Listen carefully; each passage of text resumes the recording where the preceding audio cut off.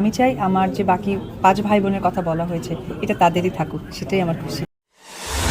আমি আমার দায়িত্বটা পালন করেছি, তো দায়িত্বর মধ্যে তার ওরকম বেশি ব্যাখ্যা থাকে না, তবে সন্তান হিসেবে অনেক ভালো। আমার বাড়িতে যাওয়ার পর আমার বাবা মা যেভাবে আমাকে রিসিভ করতো সেই ভালোবাসাটা পেয়েছি।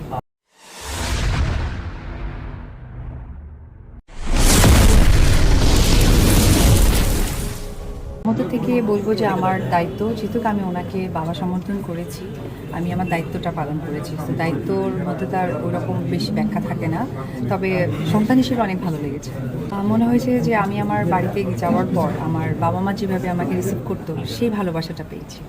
উনি তো আমাকে মেয়ে রেখেছে, শুনেছেন হয়তো কিছু, ওনার উচ্ছ্বাসটা উনি আসলে কখনো কল্পনা করতে পারেননি, কারণ আমি মনে করি মুসলিম ধর্মে উমরা করা, হজ করা এটা একটা ওই সম বয়সী মানুষদের একটা ইচ্ছে জায়গাটা থাকে। তো সে যেহেতু যেতে পেরেছে, কাবা ঘরে গিয়েছে, তো একজন মুরব্বী হিসেবে এটা তার চাওয়া ছিল, আর আমি সন্তান হিসেবে পূরণ করতে পেরেছি।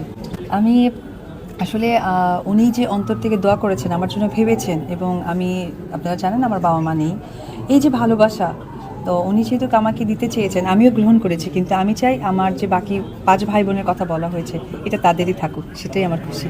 এখন তো সোশ্যাল মিডিয়া না, সোশ্যাল মিডিয়া জায়গাটা তো এরকমই হয়ে গেছে, বড় কোনো বক্তৃতা দিলেও তো ছোটো আকারে চলে আসে, টিভি চ্যানেলেও মানে কোনো প্রোগ্রাম হলেও সেটাও ছোটো আকারে চলে আসে, এটা হয়তো বা নিউজের একটা সুন্দর মাধ্যম।